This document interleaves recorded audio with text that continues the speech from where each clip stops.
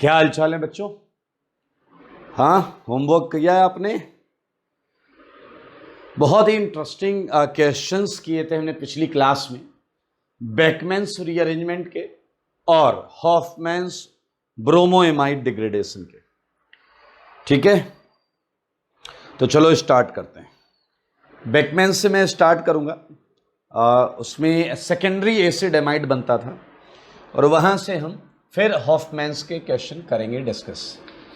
तो homework discussion है ये, थ्योरी कॉपी में है ये बेकमैन्स रीअरेंजमेंट का। ठीक है, look at question number 1। Okay, बहुत आसान है, मैं इसके आंसर्स लिख रहा हूं। सेकेंडरी एसिड एमाइड आएगा, आप देख सकते हैं इट्स अ नॉर्मल बेकमैन, दोनों तरफ मिथाइल आ जाएगा, दोनों तरफ मिथाइल आ जाएगा। टॉकिंग अबाउट सेकेंड, फिर से सेकेंडरी एमाइड आएगा। नाउ लुक एट N पर OH के कार्बन पर कौन एंटी है? OH का एंटी ग्रुप, दरअसल वही माइग्रेट करेगा, तो वो है फिनाइल। आप देख सकते हैं OH का एंटी सेकेंड क्वेश्चन में फिनाइल है, तो फिनाइल जाएगा आपका उस तरफ और CH3 जाएगा इस तरफ। एंड सेम थर्ड में मिथाइल एंटी है, तो वही रीअरेंज करके लगेगा नाइट्रोजन पर और इधर लगेगा फिनाइल। फोर्थ वाला क्वेश्चन मैंने काफी हद तक आपको बता दिया है। इसमें जो P है वो है caprolactam, this is your P, check कर लें। एंड Q जो है, वेट, P ऑक्साइम है, ये Q है, this is your Q। Okay, P मैं यहां लिख देता हूं, P है oxime, it's a double bond NOH। And last वाला जो है R, जिसे हमने नायलॉन 6 बोला है, तो उसे लिखने का तरीका फॉर्मूला में पहले भी बता चुका हूं आपको।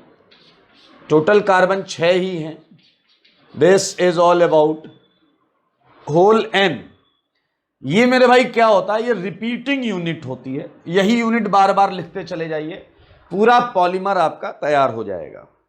ओके, सो ध्यान से देखें, ये 1 2 3 4 क्वेश्चन है जो आपको पिछली क्लास में बताए गए और कराए गए। Moving towards next question, fifth.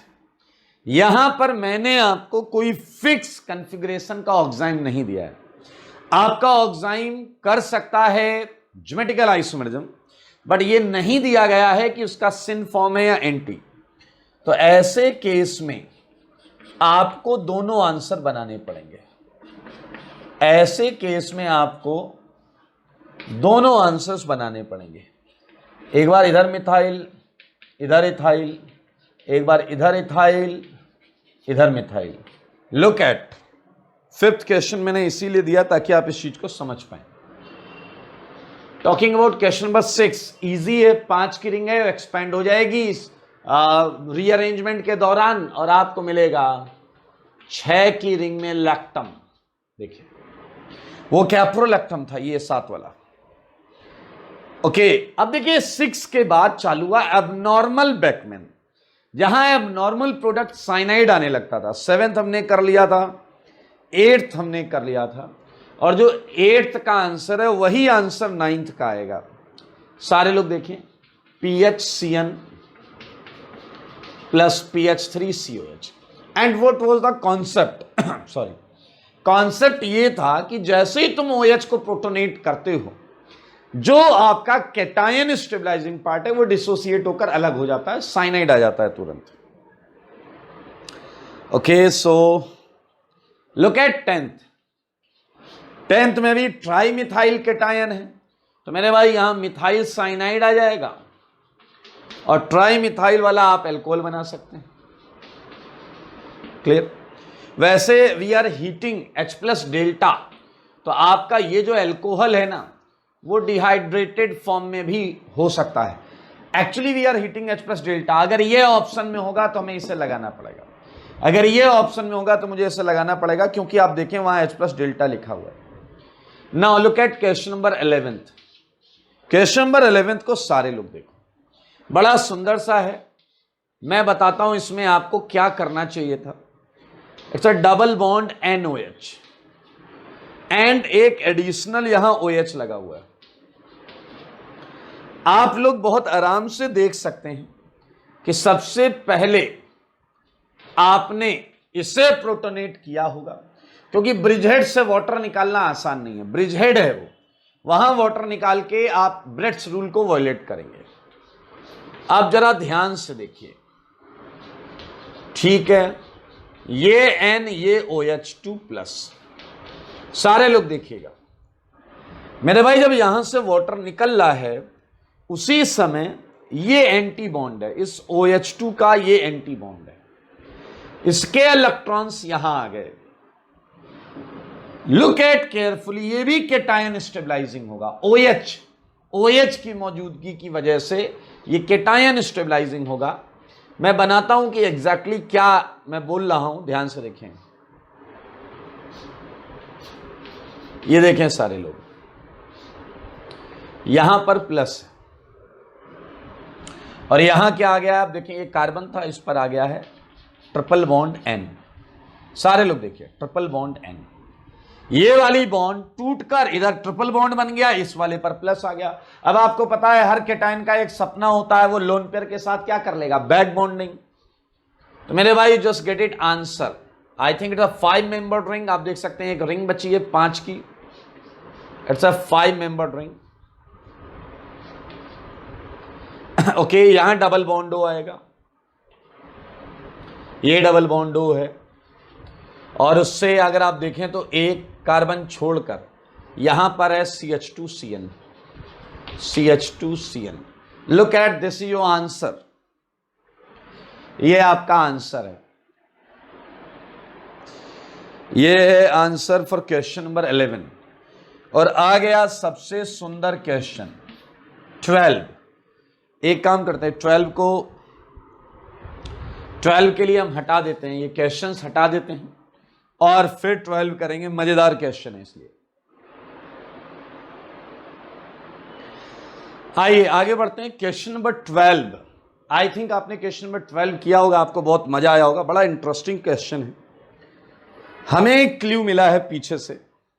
चलिए मैं 12 क्वेश्चन को यहां पर लिखता हूं एक बार। Starting with P, which is a 2 degree alcohol, हमने डाला कॉन्संट्रेट H2SO4। थोड़ा सा ध्यान दीजिएगा, एल्कोहल से बना alkene, so Q is none other than alkene. Category हमें पता है, आफ्टर दैट एल्कीन जब आप ओजोनोलिसिस करोगे O3Zn, we would get R होगा कार्बोनाइल कंपाउंड,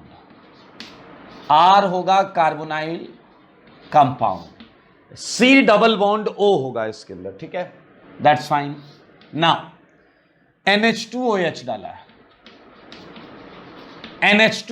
डाला है और बोला गया है मेरे भाई कार्बोनाइल पर NH2Z रिएक्शन। हमें पता है H2O वाटर निकलता है, डबल बॉन्ड N आ जाता है, लेकिन आंसर दिया है 2। एक दिया है मेरे भाई S और एक दिया है T। तो ये क्लियरली समझ में आ रहा है कि ये ऑक्साइम है और ये ज्योमेट्रिकल आइसोमर्स हैं। सारे समझो, क्योंकि 2 आने का और लॉजिक कुछ हो नहीं सकता। अच्छा, ऑक्साइम एंड ज्योमेट्रिकल आइसोमर्स। तो मेरे भाई एक बात बताओ, इस पर कराया है H+ डेल्टा, ऑक्साइम पर H+ डेल्टा मींस बेकमेंस, और T पर PCl5 मींस बेकमेंस। तो क्या U एंड V जो हैं वो सेकेंडरी एसिड एमाइड्स हो गए या नहीं, सेकेंडरी एसिड एमाइड्स, और इसकी कर दी हाइड्रोलिसिस। मेरे भाई जरा ध्यान से सुनना, हाइड्रोलिसिस करी तो W+ आया benzoic acid,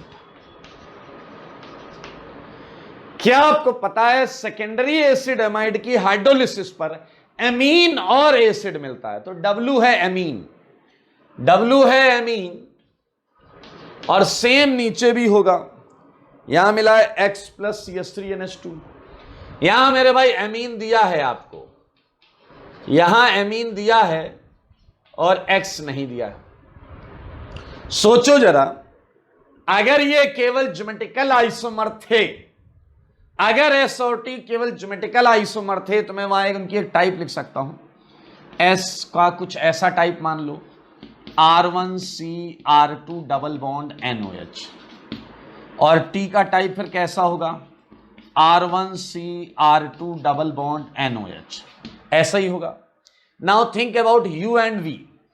U and V क्या होंगे? सारे लोग देखो, U एंड V क्या होंगे बताइए? इनसे बने हुए एसिड एमाइड्स होंगे या नहीं होंगे? तो रैंडमली कुछ भी लिख लो, चलो U एंड V। इस एमाइड में क्या होगा? R2N पर होगा, तो ये होगा R1C डबल बॉन्ड NHR2। इस पर N पर कौन होगा? R1 होगा, तो ये होगा आपका R2CO NHR1। तो हमें UV भी पता चल गया। अब हाइड्रोलिसिस कर दो। जब आप इसकी हाइड्रोलिसिस कर रहे हो तो R2NH2 मिलेगा मेरे भाई। क्या मिलेगा जरा ध्यान से देखें, W एमीन है, W एमीन है, तो W हमें क्या मिला यहां से बताइए? W मिला R2NH2, ठीक है, नो इशू। साथ में क्या मिला? R1COOH एंड R1COOH, और ये आपको दिया हुआ है जनाब, ये आपको दिया हुआ है, देखिए। So what is R1? You just get it, phenyl. R1 है फिनाइल, R1 क्या हो गया? फिनाइल। अगर मैं V की हाइड्रोलिसिस करता हूं तो हमें एमीन क्या मिलेगा? आज जरा ध्यान से देखिए, एमीन मिलेगा R1NH2, और क्या एमीन हमें यहां दिया हुआ है? CH3NH2। कुछ गड़बड़ है क्या? हाँ, W एंड R1। मेरे ख्याल से यहां से एक वेरिएबल क्लियर हो रहा है, यहां से एक वेरिएबल क्लियर हो रहा है। R1 आ गया N पर, तो R1NH2, और यहां एसिड जो है, एक बार इसे चेक कर लीजिए, यहां से आपको एक अननोन मिल जाएगा, दैट वुड बी मिथाइल। सही है? थोड़ा सा क्वेश्चन को देख लीजिएगा, मेरे ख्याल से दोनों जगह एसिड देने चाहिए। क्वेश्चन में क्या दिया हुआ है? एक जगह अमीन है क्या? ओहो, तो इश्यू आया होगा आपको। एक्चुअली दोनों जगह एसिड होना चाहिए क्वेश्चन, क्योंकि फिर वो गलत हो जाएगा, R1 की वैल्यू ही मैच नहीं करेगी। ये देख लीजिएगा एक बार, यहां भी एसिड ही देना पड़ेगा। यहां एसिड देने से क्या होगा देखिए जरा, R1NH2, तो ये तो हो गया आपका X, और R1 की वैल्यू पता चल चुकी है हमें, R1 की वैल्यू पता चल चुकी है हमें, R1 हो गया फिनाइल। R1 पहले ही पता चल चुका है ना, अपने को यहां कुछ करना ही नहीं है ना। यहां से आप देखिए एसिड क्या मिलेगा, जो कि है हमारा X, जो कि क्या है हमारा X, और वो होगा R2COOH। एक बार इसे वापस अटेम्प्ट कर लेना, और ये हमें क्या दिया हुआ है? CH3COOH। तो R2 की वैल्यू मिल गई मिथाइल, R2 की वैल्यू क्या मिल गई? मिथाइल। ये याद रखना, यहां क्वेश्चन में करेक्शन था, NH2 के केस में गड़बड़ हो रहा है, R1 की खुद की वैल्यू कॉन्ट्राडिक्ट करेगी। यहां भी एसिड और यहां भी एसिड ही दिया गया है, ये कर लें करेक्शन। अब आप देखिए, एक जगह R1 पता चल रहा है, एक जगह R2 पता चल रहा है, और आपके अननोन दो ही हैं, देख रहे हैं आप। तो मेरे भाई कितनी चीजें क्लियर हो गई। चलो मैं लिख देता हूं, R1 R2 की वैल्यू रख दो। R1 आ चुका है मिथाइल, मैं यहां लिख देता हूं, R1 है मिथाइल, R2 क्या है? फिनाइल। यही था, R1 फिनाइल है, R1 फिनाइल। देखिए जरा, फिनाइल मिथाइल, फिनाइल मिथाइल, बोलो बोलो, फिनाइल मिथाइल, मिथाइल फिनाइल कर लेंगे। अब उल्टा चलो, एस-टी से वापस आर पर आओ। आर कार्बोनाइल कंपाउंड क्या हुआ? आर पकड़ो, आर पकड़ो, क्या है? आर है फिनाइल, सी डबल बॉन्डो मिथाइल। सारे देखो, क्यू पकड़ो बेटा, क्यू। जब क्यू पकड़ोगे तो ओजोनोलिसिस प्रोडक्ट से क्या एल्कीन बना लेंगे? हां बना लेंगे भाई। अब आप कहोगे सर ये सिस होगा या ट्रांस होगा? दोनों लिख लो ना, क्या दिक्कत है? दोनों हो सकते हैं। कि वो आपका सिस भी हो सकता है, ट्रांस भी। लेकिन सिंस वो एल्कोहल के डिहाइड्रेशन से आ रहा है तो मोस्ट स्टेबल ट्रांस लेना पड़ेगा। क्या आप मेरी बात समझ? इधर से भी तो कनेक्ट, अगर रिएक्शन इतनी ही होती तो क्यू की दो पॉसिबिलिटी है। लेकिन हम सबको पता है कि ये एक एल्कोहल के डिहाइड्रेशन से आया, ये एक एल्कोहल के डिहाइड्रेशन से आया। अब बेटा लास्ट में थोड़ा ध्यान देना था, ये एल्कीन किस 2 डिग्री एल्कोहल के डिहाइड्रेशन से बना है, ये आपको सोचना है। बताइए। एक तो आप साफ साफ समझ सकते हैं कि ऐसा कर लो कुछ, ये है आपका फिनाइल, ये है methyl, methyl phenyl, look at this OH। But ये आंसर नहीं हो सकता क्योंकि ये 3 डिग्री है, यहां लिखा है 2 डिग्री।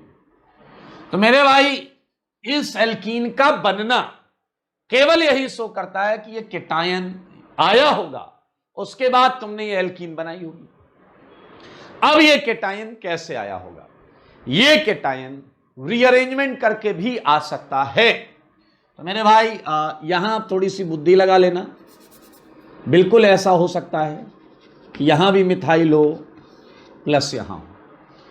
ऐसे केटायन पर मिथाइल माइग्रेट करके आ जाएगा और ये एल्कीन बन जाएगी। एंड इसी के साथ we just get it that 2 degree alcohol. ये है वो 2 डिग्री एल्कोहल जिसे हमने लेकर चालू की है पूरी की पूरी रिएक्शन, 2 डिग्री एल्कोहल। समझना, इस क्वेश्चन में अगर ए ऑप्शन में मैं वही 3 डिग्री एल्कोहल डाल दूं जो भी बनाया था तो कई लोग टेक कर देते हैं, भूल जाते हैं यार 2 डिग्री एल्कोहल लिखा है। इस एल्कोहल पर H+ डालिएगा, वाटर निकलेगा, प्लस आएगा, मिथाइल माइग्रेट करेगा। मिथाइल माइग्रेट करेगा, जो केटायन बनेगा उससे ये एल्कीन आएगी, उससे ये कीटोन आएगा, उससे 2 ऑक्साइम आएंगे, उसके बाद ये आएगा। So it's a good question. एक हल्का सा एरर था क्वेश्चन में। कुछ लोगों ने जिन्होंने पॉजिटिवली क्वेश्चन को किया होगा, जरूर उनके दिमाग में भी यही आया होगा कि यार ये भी एसिड होना चाहिए। तो अगर आपके दिमाग में ऐसा आया था देन वेल डन। चलिए, ये था हमारा बेकमैन्स का शायद लास्ट क्वेश्चन। चेक करें एक बार। यस। और इसके बाद है आपका हॉफमैन्स ब्रोमोएमाइड। तो उसमें हमने कई पार्ट कर लिए। हॉफमैन्स ब्रोमोएमाइड 1 2 3 4 4 कर लिए, 5वें से मैं कर रहा हूं। और ये है हॉफमैन्स ब्रोमाइड डिग्रेडेशन। आपको याद है कॉन्फ़िगरेशन चेंज नहीं होता, रीअरेंजमेंट के दौरान कॉन्फ़िगरेशन चेंज नहीं होता। चलिए, मैं 2 क्वेश्चन 5 हो गया 6। इसमें तो मेरे भाई वैसे भी कायरल सेंटर पर कोई रिएक्शन हो ही नहीं रही। 7th सिस है, सिस रहेगा। 7th सिस है, सिस रहेगा। ये आप NH2। 8th की बात करते हैं। ट्रांस है, ट्रांस रहेगा।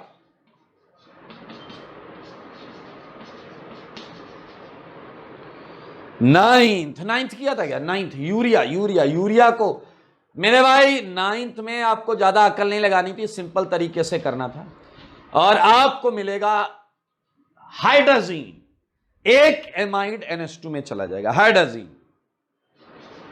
10th मजेदार था। 10th में 2 ही आंसर मिलेंगे। याद रखना, ये 10th वाला IIT JEE का आया हुआ क्वेश्चन है, एडवांस का। IIT JEE एडवांस का क्वेश्चन है। देखो सारे बोर्ड पर 2 ही आंसर आएंगे।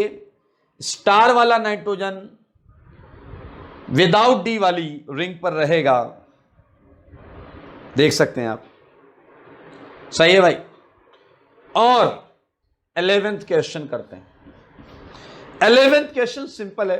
स्टार वाला डी के वाले पर रहेगा और नॉन स्टार वाला टी के साथ रहेगा, कॉन्फ़िगरेशन अलग चेंज नहीं होगा। Me H D NH2 star, Me H T NH2, क्या आप समझ रहे हैं? यहां रहेगा स्टार। दो ही आंसर 11th में भी आएंगे, दो ही आंसर 11th में भी आएंगे। 12th मैंने क्लास में बताया था आपको। 13th बड़ा मजेदार क्वेश्चन है। सोचिए जरा 13th में क्या किया होगा आपने और क्या होना चाहिए फाइनल आंसर। 13th को मैं नई जगह पर लिख दूंगा, मैं हटा देता हूं ये।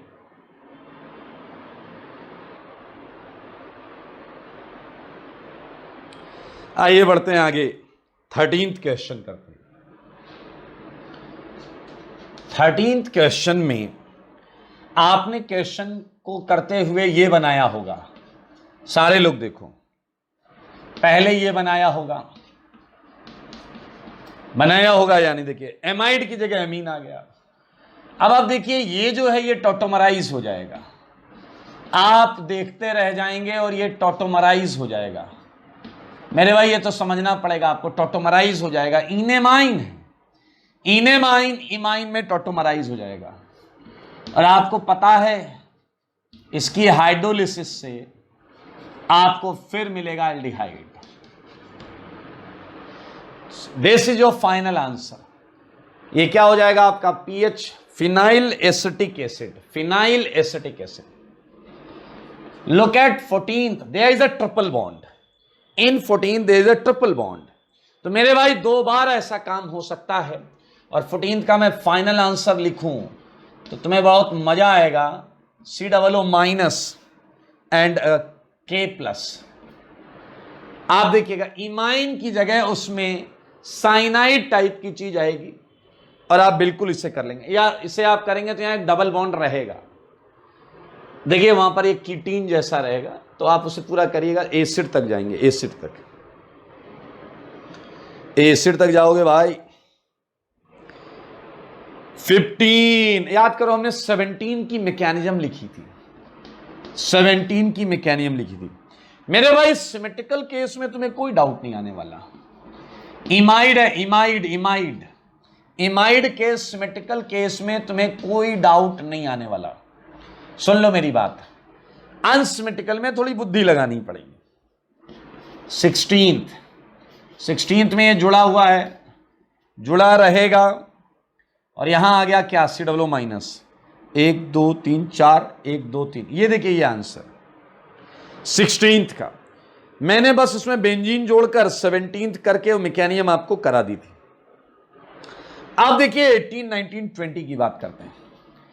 18 क्वेश्चन में देखिए मैं थोड़ा सा बताऊंगा आपको। इसमें ये NO2 लगा था। मेरे भाई आपने क्वेश्चन चालू करके सच सच बताओ, क्या यहां Br लगा लिया था या नहीं? H हटाया KOS से, Br2 का SN2, Br2 पर SN2 करा के ये बना लिया। नाउ द क्वेश्चन इज, यही डिसाइडिंग फैक्टर, OH माइनस किस इलेक्ट्रोफिलिक साइट पर अटैक करेगा? आपको पता है NO2 की वजह से ये OH यहीं अटैक करेगा। समझो NO2 क्या करता है? इलेक्ट्रॉन खींचता है। कहां से इलेक्ट्रॉन खींचता है? NO2 माइनस R करता है और वो आर्थो और पैरा से ही इलेक्ट्रॉन खींचता है। मतलब वो आर्थो और पैरा पर प्लस बढ़ाता है। तो मेरे भाई यहां प्लस बढ़ गया तो यहां अटैक बहुत फिजिबल होगा। तो मेरे ख्याल से अब सब कुछ क्लियर है। क्या तुमने ये नोटिस किया है, जहां OH अटैक करता था NH2 उसके दूसरी जगह पर आता था। आप 17th रिएक्शन की मैकेनिज्म से ये चेक कर सकते हैं। OH यहां अटैक करेगा, O पर माइनस आएगा, इसे लात पड़ेगी तो ये नीचे रहेगा ना। तो आप देख सकते हैं इसका फाइनल आंसर जो आएगा, फाइनल आंसर मैं लिख रहा हूं, वो चलते चलते आपको ये मिलेगा। This is your final answer, NO2 is there. ठीक है, अब बताओ OMe वाले में, OMe के पैरा पे तुम अटैक नहीं कराओगे। हम बात कर रहे हैं क्वेश्चन नंबर 19 की। 19 में CH3O के यहां पर NH2 आ जाएगा।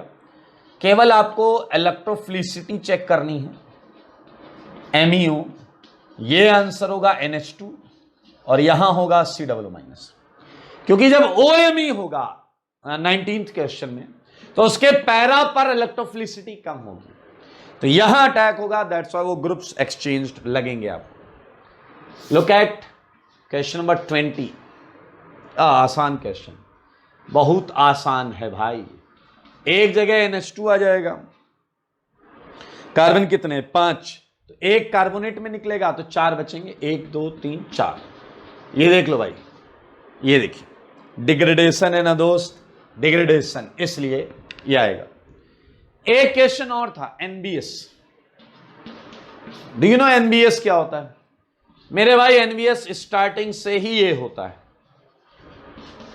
अरे यार यही आंसर आएगा, सिंपल है, अटैक, लात पड़ जाएगी नीचे, एमीन ऊपर एसिड, या ये तो सिमेट्रिकल है, कहीं भी कुछ भी बना लो, कहीं भी कुछ भी बना लो, ये सिमेट्रिकल था ना भाई, इसलिए कहीं भी कुछ भी बना लो।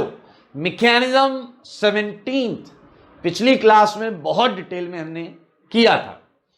मैं इसे हटा देता हूं और चालू करता हूं एमीन्स का सेगमेंट। आइए अब हम जो रिएक्शन एमीन्स की पढ़ेंगे, दरअसल ये सारी रिएक्शंस प्रैक्टिकल ऑर्गेनिक केमिस्ट्री में बहुत ज्यादा यूज होती हैं एमीन्स के लिए। आइए हम करते हैं वन बाय वन। मेरे भाई जो सबसे पहली रिएक्शन हम करेंगे वो है आपका carbyl amine reaction. Carbyl amine, आपको पता है कार्बिल एमीन किसे बोलते हैं? CN, साइनाइड के लिए ये वर्ड यूज होता है।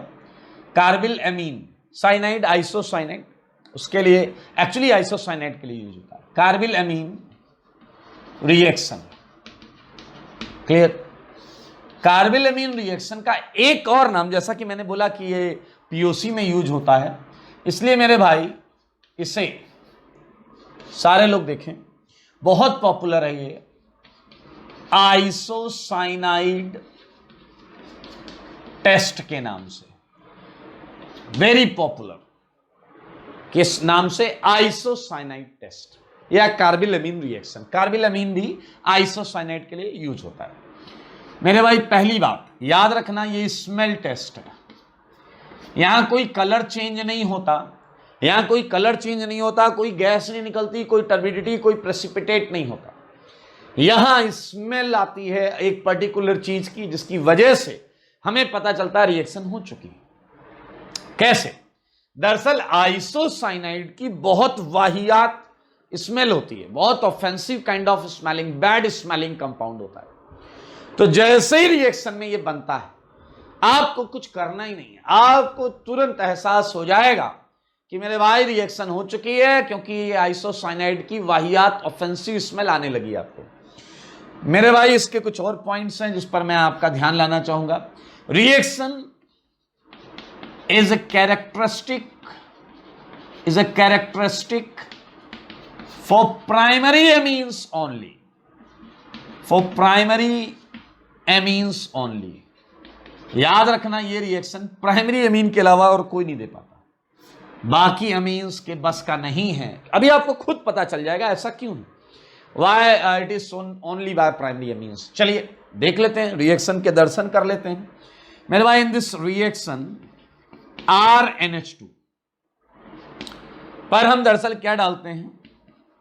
क्लोरोफॉर्म, और एल्केलाइन कंडीशन में डालते हैं। तो मेरे भाई आपको मैं बताऊं, जिस रिएक्शन को मैं महा इंपॉर्टेंट बोलता हूं, रिएक्शंस की बैलेंसिंग भी आपको याद होनी चाहिए।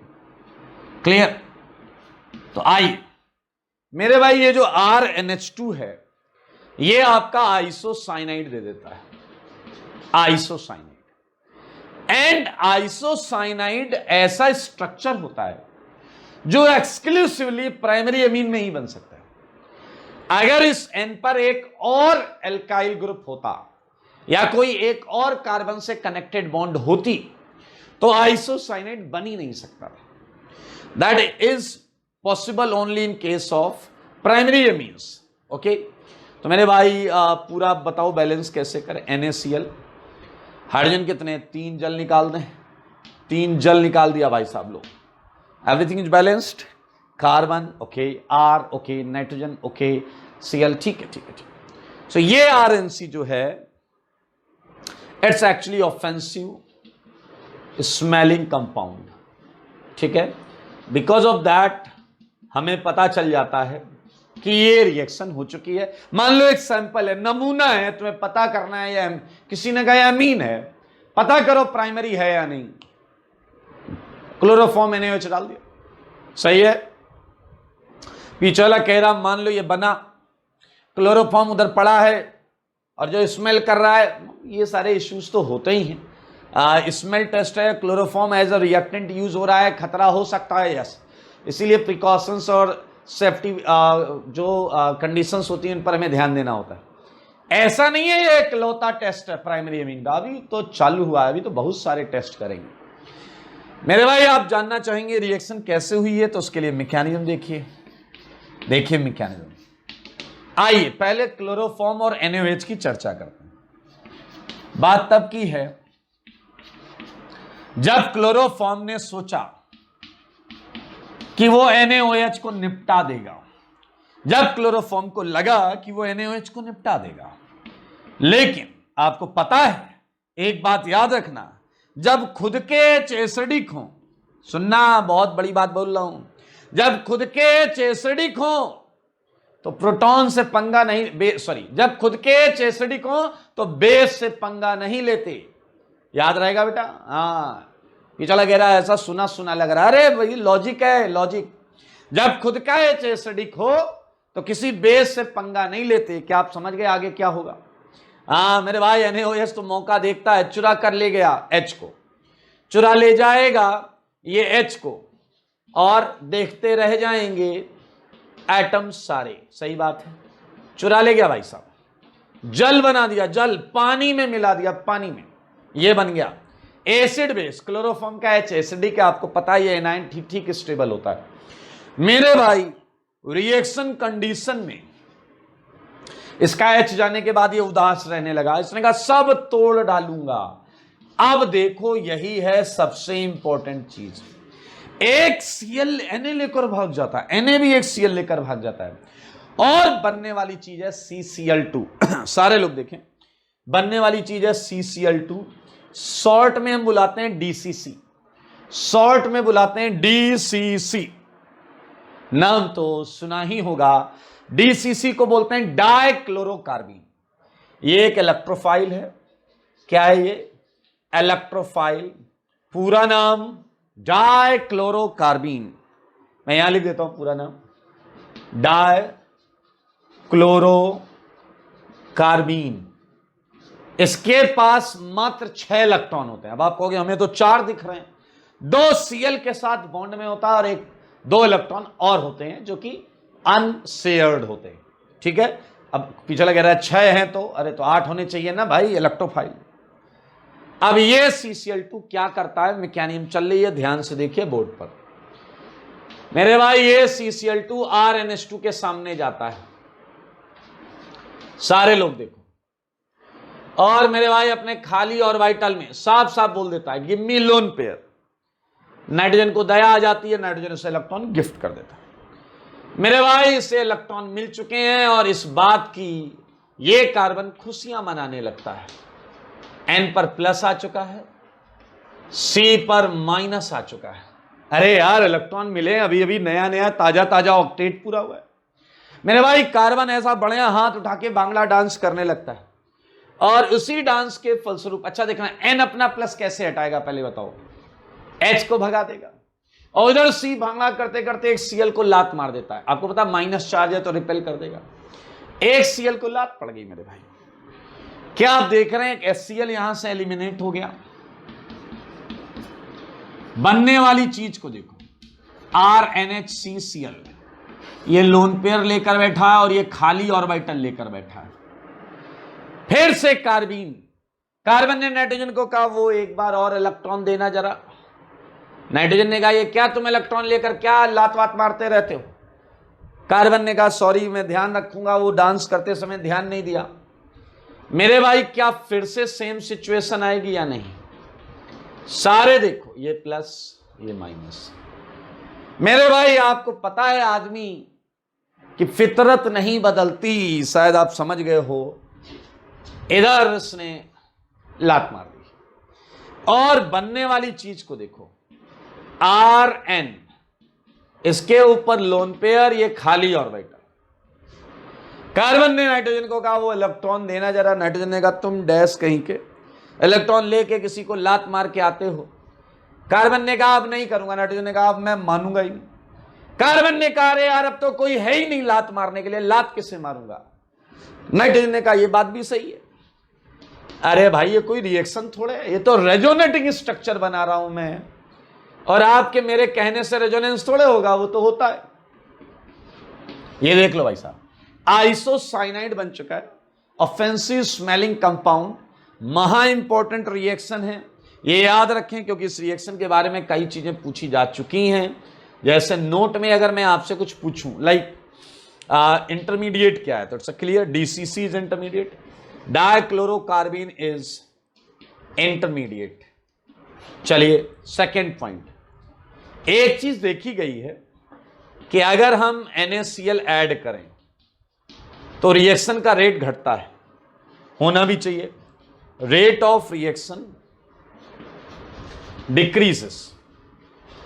क्यों मेरे भाई? NaCl बढ़ाओगे तो ये इक्विलिब्रियम पीछे जाएगा, डीसीसी कम हो जाएगा, rate of reaction decreases due to common ion effect.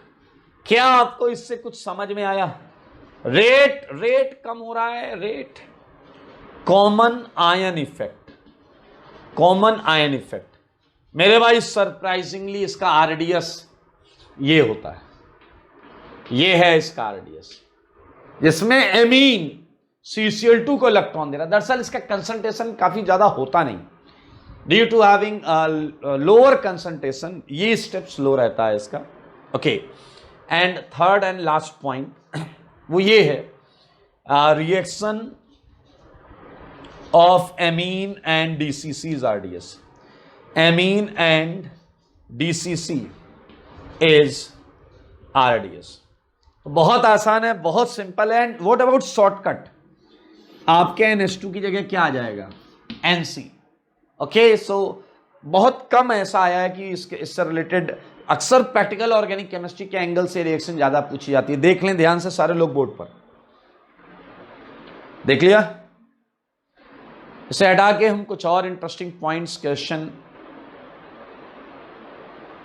आइए नोट में हमने पॉइंट्स लिख लिए तो कुछ क्वेश्चंस हो जाते इसके, करें।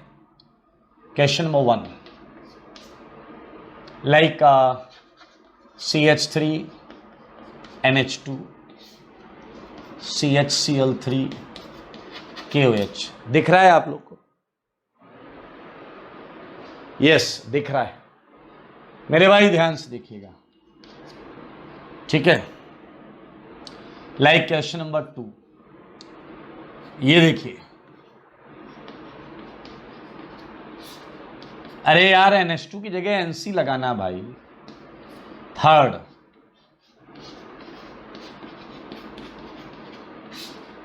NH2 की जगह NC लगाना है यार।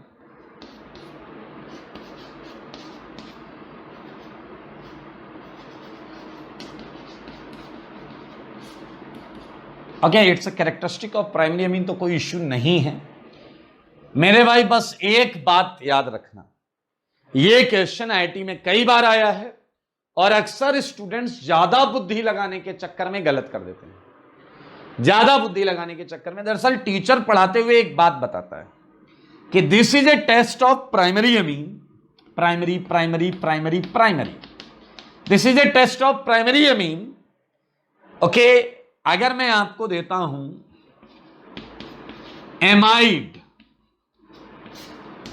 तो मेरे भाई एमाइड का टेस्ट नहीं है ये, this is not amide test, तो यहां आइसोसाइनाइड नहीं बनेगा। ओके, नेगेटिव टेस्ट सुनना सारे लोग, अब आपका जो दिमाग है सो कॉल्ड वो काम करना चालू करता है।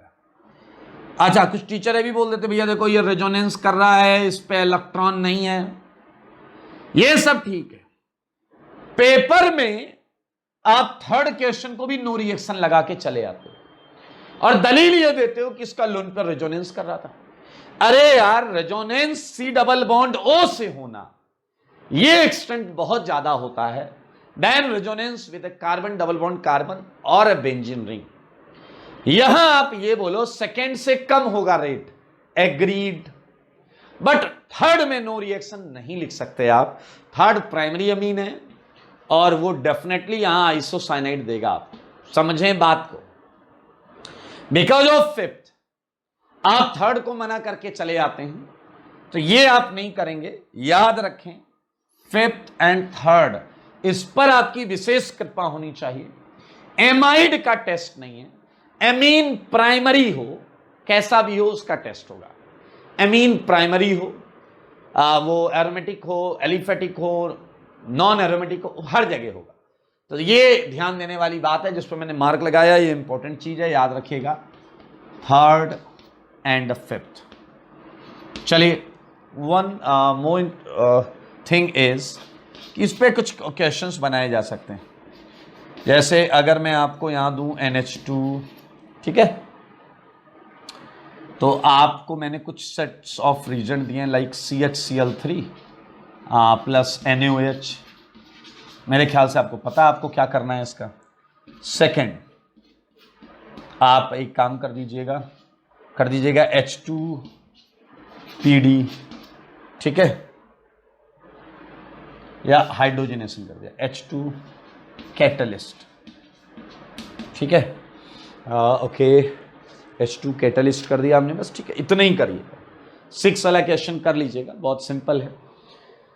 तो मेरे भाई एक और क्वेश्चन दे देता हूं, अपने घर जाकर कर लेना, ठीक है। ये क्या आएगा आपका, वही CHCl3 KOH। मेरे भाई इसी के साथ पहला एमीन का टेस्ट, कार्बिल अमीन रिएक्शन या आइसोसाइनेट टेस्ट हमने कर लिया है, ठीक है। अब हम बढ़ेंगे आगे बाकी टेस्ट के बारे में। अगला टेस्ट बहुत इंपॉर्टेंट है और ये जो टेस्ट है ये है आपका हिंसबर्ग्स टेस्ट। नाम ही देखिए कितना वजन वाला है, हिंसबर्ग्स टेस्ट। सारे लोग देखें, बहुत इंपॉर्टेंट है, बहुत ज्यादा इंपॉर्टेंट, क्लियर, बहुत आसान भी है। हिंसबर्ग्स टेस्ट में क्या होता है, ये टेस्ट प्राइमरी, सेकेंडरी, टर्सरी अमीन को आइडेंटिफाई करने के लिए तो यूज होता ही है, साथ में इससे हम एमीन्स को के मिक्सचर को सेपरेट भी कर सकते हैं। ये इसका एडिशनल बेनिफिट है, क्लियर। तो हिंसबर्ग्स टेस्ट में मैं सारे पॉइंट वाइज सारी चीजें बताऊंगा। पहले तो हिंसबर्ग्स टेस्ट में यूज होने वाला रीजेंट जिसे हम बोलते हैं हिंसबर्ग्स रीजेंट, उससे मिल लो भाई, मिल लो। ये देखिए यहां पर बना देता हूं मैं, ये देखिए, ये बेंजीन सल्फोनिल क्लोराइड, इसे बोलते हैं हिंसबर्ग्स रीजेंट, क्लियर। अगला पॉइंट, बाय दिस टेस्ट, ठीक है, we can distinguish primary, secondary and tertiary amine and can also separate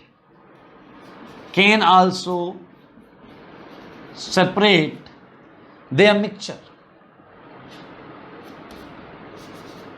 can separate these from their mixture। सारे लोग देखिएगा, बहुत आसान है दोस्त। मिक्सचर, आइए इस चीज को समझिए, ये बड़ा आराम से किया जा सकता है, इसे समझें क्या करते हैं, ये जानना चाहेंगे आप, बिल्कुल। हाँ, तो मेरे भाई डजेंट मैटर आपका सैंपल में प्राइमरी है, सेकेंडरी है, टर्सरी। हालांकि मैं यहां तीनों लिखूंगा। प्राइमरी ये है आपका सेकेंडरी और ये है आपका टर्सरी। क्लियर? तो आपको एक सैंपल मिला, उस सैंपल में क्या है ये आपको पता नहीं, आपको यही तो पता करना है। आओ बच्चों सुनो, अपने सैंपल में डालो हिंसबर्ग्स रीजन, अपने सैंपल में डालो हिंसबर्ग्स रीजन।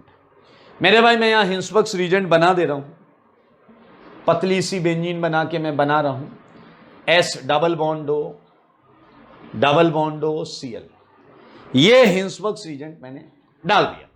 और ऐसा आपको क्या पता आपके कंटेनर में क्या है, आपको क्या पता मेरे भाई? ये होगा मिसलिनियस का सेकंड केस। लीविंग ग्रुप है, इसमें लीविंग ग्रुप है, मिसलिनियस रिएक्शन में हमने पढ़ा ये अटैक कर देगा, Cl को हटा देगा। क्या आप देख पा रहे हैं कि आपको जो आंसर मिलेगा वो ये मिलेगा, S डबल बॉन्डो और Cl की जगह आ जाएगा NHR। सारे लोग देखिए NHR। सेकेंडरी एमाइड में भी क्या होगा, यहां आएगा NR2। And in the last case you wouldn't get anything, यहां नहीं मिलेगा। इसका अटैक रिवर्सिबल होगा, वापस ये निकल जाएगा, एक सॉल्ट टाइप का रहेगा, बट कुछ नया इस टाइप का एमाइड नहीं बनेगा। क्लियर?